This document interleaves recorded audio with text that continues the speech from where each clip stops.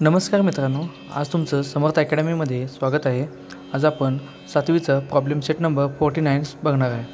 तर पहिला क्वेश्चन आहे, find the Pythagorean triplet from among the following set of numbers. मग यातून तुम्हाला पायथागोरम ट्रिपलेट आहे का नाही हे शोधून काढायचं आहे। तर आपण काय बघा, 3 सेंटीमीटर, 4 सेंटीमीटर, 5 सेंटीमीटर दिलेत। मग आपण प्रत्येकाचं स्क्वेअर बघूया। 3चा स्क्वेअर किती असणार आहे? 9 असणार आहे। 4चा स्क्वेअर किती असणार आहे? 16 असणार आहे। तसंच आपल्याला 5चा पण स्क्वेअर करून घ्यायला लागणार, म्हणजे किती असणार आहे? 25 असणार आहे। म्हणजे याचा अर्थ काय होतं, जर पायथागोरन थेरम जर असेल तर ते काय असणार आहेत, जो मोठी जी व्हॅल्यू आहे त्याचं स्क्वेअर हा इतर दोन व्हॅल्यूंच्या स्क्वेअरचं ॲडिशन बरोबर समान असणार आहे। तर तो काय असणार आहे? पायथागोरन ट्रिपलेट असणार आहे। तर बघा, आता 5चं सगळ्यात मोठी व्हॅल्यू आहे, तर 5चा स्क्वेअर किती आहे? 25 असणार आहे। इज इक्वल टू आता 4चा स्क्वेअर किती असणार आहे? 16 आणि 3चा 9, तर 9 + 16 याचा अर्थ किती असणार आहे? इकडे 25 झालं, तिकडं पण 25 आहे, म्हणजे याचा अर्थ काय? 25 बरोबर 25, म्हणजे काय? दोन्हीकडे पण दोन्ही व्हॅल्यू समान आल्या। म्हणून आपण याला काय म्हणणार आहे बघा, 3, 4 आणि 5 म्हणजे 3, 4 and 5 is a Pythagorean triplet. ठीक आहे, तर बघा सिंपल साधी कन्सेप्ट आहे। पायथागोरन कधी म्हणतो आपण, तर त्याला 5चा स्क्वेअर म्हणजे तर काय, मोठी जी व्हॅल्यू आहे त्याचा स्क्वेअर हा इतर दोन व्हॅल्यूंच्या स्क्वेअरचं ॲडिशन यांच्याबरोबर असेल तर ते आपण त्याला काय म्हणतो? पायथागोरन ट्रिपलेट। ठीक आहे, तर तो राईट अँगल ट्रायंगल असतो। ठीक आहे, तर तो आपण आहे का नाही आता शोधून काढलेला आहे। ठीक आहे, तर ह्याच्यामध्ये दोन्ही व्हॅल्यू काय आहेत आपल्याला समान आले, 25 आहे इज इक्वल टू 25। हे फक्त कन्सेप्ट समजावून घ्या, कारण ह्याच्यावरच पुढचे सगळे क्वेश्चन्स डिपेंड आहेत। ठीक आहे, सेकंड बघूया आपण, 2 सेंटीमीटर, 4 सेंटीमीटर आणि 5 सेंटीमीटर। तर प्रत्येकाचा स्क्वेअर आपण घेऊया। 2चा स्क्वेअर किती असणार आहे बघा, 2चा स्क्वेअर 4 असणार आहे, 4चा स्क्वेअर असणार आहे 16 आणि 5चा स्क्वेअर किती असणार आहे? 25। ठीक आहे, मग याच्यामध्ये काय करायचं, जसं मग सांगितल्याप्रमाणे की जी मोठी व्हॅल्यू असणार आहे त्याचा स्क्वेअर आपण घ्यायचा आहे 25 इज इक्वल टू इतर दोन जे व्हॅल्यू आहेत किंवा दोन जे काय व्हॅल्यू आहेत त्यांचं काय घ्यायचं, आपल्याला ॲडिशन घ्यायचं आहे। 4 + 16 बरोबर काय झालं, इथं 20 झालं, म्हणजे लेफ्ट साईडला काय झालं? 25, राईट साईडला 20 झालं, म्हणजे इक्वल आहे का? नाही आहे, it is not equal each other. ठीक आहे, ते एकमेकांशी इक्वल नाही आहेत। तर 2, 4 and 5 is not a Pythagorean triplet. ठीक आहे, तर असं व्यवस्थित सेंटेन्स लिहायचं आहे तुम्हाला आणि त्याप्रमाणे आपल्याला ॲन्सर्स काढायचे। तर हा झाला सेकंड पॉईंट। थर्ड काय बघा, 4 सेंटीमीटर, 5 सेंटीमीटर आणि 6 सेंटीमीटर। तर 4 सेंटीमीटर म्हणजे काय, 4चा स्क्वेअर किती असणार आहे? 16 असणार आहे, 5चा स्क्वेअर असणार आहे 25 आणि 6चा स्क्वेअर काय असणार आहे? 36। ठीक आहे, मग सगळ्यात मोठी व्हॅल्यू कुठली झाली तुमची? 36, म्हणजे 6चा स्क्वेअर 36। ठीक आहे, 36 इज इक्वल टू ऑदर, म्हणजे आता बाकी दोन व्हॅल्यू दिले त्यांची ॲडिशन असणार आहे, म्हणजे किती? 4चा स्क्वेअरचं ॲडिशन त्याची 16 आणि प्लस 5चा स्क्वेअर 25, यांचं ॲडिशन 41 झालं। ठीक आहे, आणि लेफ्ट साईडला कुठले झाले? 36। मग हे दोन्ही इक्वल आहेत का? नाही आहेत, 36 आणि 41 इक्वल नाहीत, त्यामुळं 4, 5 and 6 is not a Pythagorean triplet.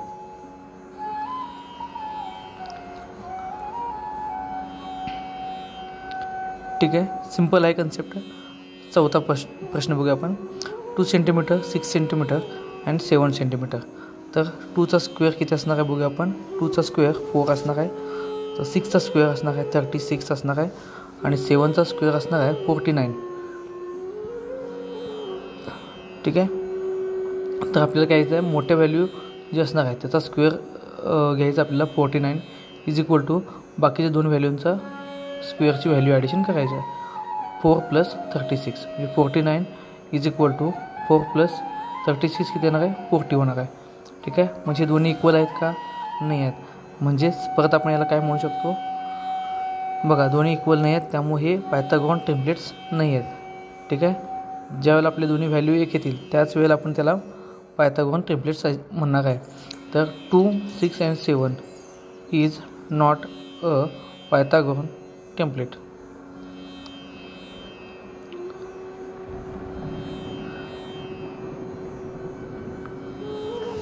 Okay, ठीक आहे, पुढचं बघा क्वेश्चन, 9 सेंटीमीटर, 40 सेंटीमीटर आणि 41 सेंटीमीटर.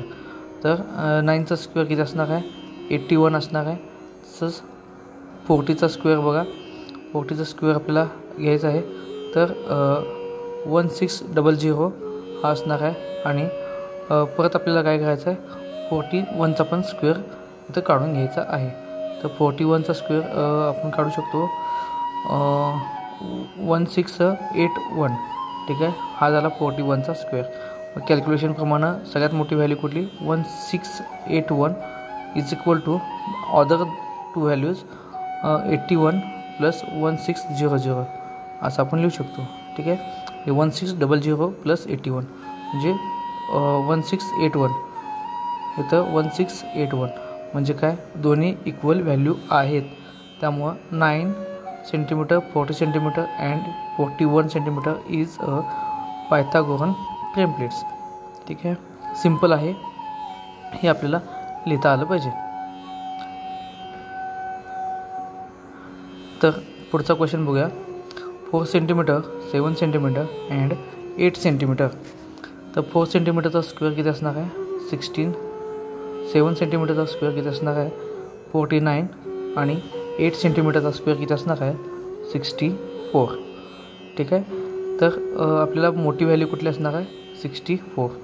ठीक आहे, 64 इज इक्वल टू बाकीचे दोन व्हॅल्यू घ्यायचे आहेत आपल्याला ॲडिशनमध्ये. तर 16 प्लस 49. ठीक आहे, तर ह्याचं काय असणार आहे व्हॅल्यू? तर 16 प्लस 49 ही जी आपण व्हॅल्यूकडे 65. 65 मग 64 इज इक्वल टू 65 होणार आहे का? नाही होणार. त्यामुळं ते दोन्ही इक्वल नाही आहेत. त्यामुळं 4 centimetre, 7 centimetre and 8 centimetre is not a Pythagorean templates. Pythagorean templates. ठीक आहे, हे समजलं असेल. तर आपण सेकंड क्वेश्चन बघूया. आणि the lengths of the sides of same triangles are given below. Find out which ones are right angle triangled. म्हणजे यातनं आपल्याला काय करायचं आहे? इथं साईड दिलेत आणि त्यातून तुम्हाला राईट अँगल ट्रायंगल आहे का नाही हा फाइंड आउट करायचा आहे. तर काय काय दिलं बघा, साईड्स कोणते दिलेत?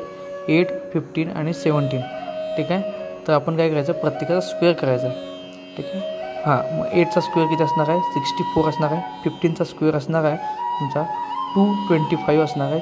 आणि 17चा स्क्वेअर असणार आहे 289 असणार आहे. ठीक आहे, म्हणजे याची काय असणार आहे? सगळ्यात मोठी व्हॅल्यू कुठली असणार आहे? 17. 17चा स्क्वेअर किती असणार आहे? 289. ठीक आहे, मग 289 इज इक्वल टू बाकीच्या दोन साईड आहेत त्यांचे ॲडिशन आपल्याला घ्यायचे आहे. इथं किती असणार आहे? 64. ठीक आहे, तर इथं 64 प्लस 225. ठीक आहे, तर आपण याचं ॲडिशन करून घेऊ. 5 आणि 4 9, 6 आणि 2 8, 289. ओके, तो 289 दोन्ही इक्वल आहेत. तर काय झालं? तर हे दोन्ही इक्वल आहेत, याचा अर्थ हा राईट अँगल ट्रायंगल आहे. त्यामुळं आपण ह्याला काय म्हणू शकतो? तो it is a right angle triangle. ठीक आहे, म्हणजे ह्या क्वेश्चनमध्ये आपण काय केलेत? आपल्याला साईड्स दिलेत, याच्यावरनं ज्यावेळेला ती इक्वल व्हॅल्यू येतात, मोठी व्हॅल्यू आणि इतर दोन व्हॅल्यूंची ॲडिशन, त्याच वेळेला ती राईट अँगल ट्रायंगल असणार आहे. तर याच्यामध्ये पुढचा क्वेश्चन बघूया. 11, 12 आणि 15. 11चा स्क्वेअर असणार आहे 121. त्यानंतर 12चा स्क्वेअर असणार आहे तुमचा 144. तसेच 15चा स्क्वेअर असणार आहे 225. ठीक आहे, मग यातलं मोठी व्हॅल्यू कुठली असणार आहे? तर 225 असणार आहे. 225 इज इक्वल टू बाकीचे दोन जे व्हॅल्यू आहेत त्यांचं ॲडिशन असणार आहे. म्हणजे काय असणार आहे? 121 प्लस 144 हे आपल्याला करावं लागणार आहे. मग बघा आपण लिहूया आपण 121 प्लस 144.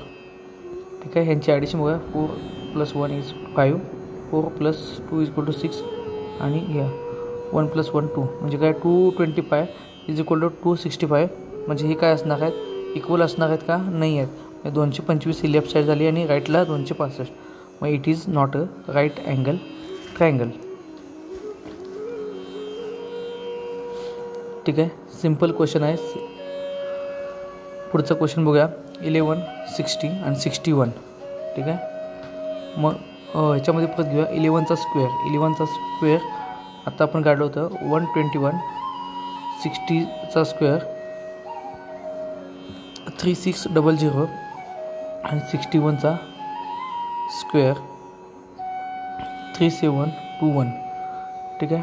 तर हे आपले स्क्वेअर काढलेत. याचा अर्थ काय, मोठी जी काही व्हॅल्यू असणार आहे त्याचा स्क्वेअर तुमचं इतर दोन व्हॅल्यूचे ॲडिशनमध्ये बरोबर असलं पाहिजे. तर 3721 इज इक्वल टू आपण 121 प्लस 3600. ठीक आहे. तर आता आपण ॲडिशन करून घेऊया. त्याचं ॲडिशन बघा. 1 + 0 1 2 6 आणि 1 7 आणि 3. ठीक आहे. म्हणजे याची ॲडिशन काय झाली 3721 म्हणजे दोन्ही इक्वल आहे. त्याचा अर्थ काय, it is a right angle triangle. म्हणजे दोन्ही इक्वल व्हॅल्यू आल्या तर हा काय असणार आहे, राईट अँगल ट्रायंगल असणार आहे. राईट अँगल ट्रायंगल असणार आहे. ठीक आहे. तर नेक्स्ट आहे कुठलं 1.5 1.6 आणि 1.7. तर 1.5 याचा स्क्वेअर तुम्हाला घ्यायचा आहे. त्यानंतर 1.6चा स्क्वेअर घ्यायचा आहे. त्यानंतर 1.7चा स्क्वेअर घ्यायचा आहे. ठीक आहे. 1.5चा स्क्वेअर किती येणार आहे बघा. तर याचा आपण स्क्वेअर काढून घेऊया. याला आपण डायरेक्ट आपण असं म्हणू शकतो 225. 1.6चा स्क्वेअर 256 आणि याच्यामध्ये काय पॉईंट थोडंसं जर तुम्ही आता तात्पुरत्या स्वरूपात इग्नोर केला आणि बाकीचं कॅल्क्युलेशन केला तर तुम्हाला सोपं जाईल सोडताना. ठीक आहे. तर बघा म्हणजे आपण 15चा स्क्वेअर करून घेतला पहिला, इथं 16चा घेतला आणि त्यानंतर 17चा घेतला. ठीक आहे. 17चा स्क्वेअर आपल्या किती झाला 289 आलेला आहे. ठीक आहे. पण आपण काय येणार आहे याचा स्क्वेअर केला, याचा अर्थ 1.5 आहे. म्हणजे एक लेफ्ट साईडपासून राईटपासून एक घर तुम्हाला दशांश चिन्ह दिलेलं आहे. मग ज्यावेळेला स्क्वेअर असतो त्यावेळेला आपण त्याचे डबल दशांश चिन्ह घ्यायचं असतं. म्हणजे 2.25. तसंच 1.6चा स्क्वेअर असलं तर 2.56 आणि 1.7चा असेल तर 2.89 असं आपण घेतो. तर 2.89 इज इक्वल टू बाकीच्या दोन्हीचे ॲडिशन आपल्याला करायचे. म्हणजे काय 2.25 आणि 2.56. ठीक आहे. तर ह्यांची ॲडिशन किती होते बघा. तर 11 असेल तर 1 वरती 1 आला, 5 आणि 6 6 7 8 8 आलेलं आहे आणि 4 येणार. 4.81 आलं. इथं 2.89 आलं. लेफ्ट साईडला 2.89 आणि राईट साईडला 4.81. म्हणजे दोन्ही इक्वल आहेत का, नाही आहेत. त्यामुळे हा राईट अँगल ट्रायंगल असू शकतो का, नाही आहे. सो आपण काय म्हणणार, it is not a right angle triangle. Right angle triangle. ठीक आहे. ओके. आणि आता पुढचा क्वेश्चन बघूया. 40 20 आणि 30. 40चा स्क्वेअर किती असणार आहे तर बघा 1600 असणार आहे. तसंच 20चा स्क्वेअर आपल्याला 400. ठीक आहे. आणि 30चा स्क्वेअर ठीक आहे 900. ठीक आहे.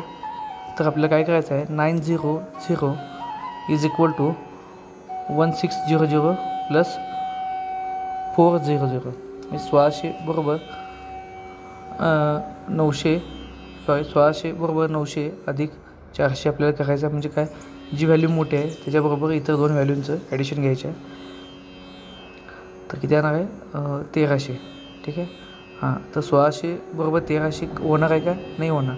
ते इक्वल नाही आहे. याचा अर्थ it is not a right angle triangle. ठीक आहे. तर ही माहिती तुम्हाला कशी वाटली नक्कीच कळवा. तसेच व्हिडिओला लाईक करा आणि चॅनलला सबस्क्राईब करा. धन्यवाद.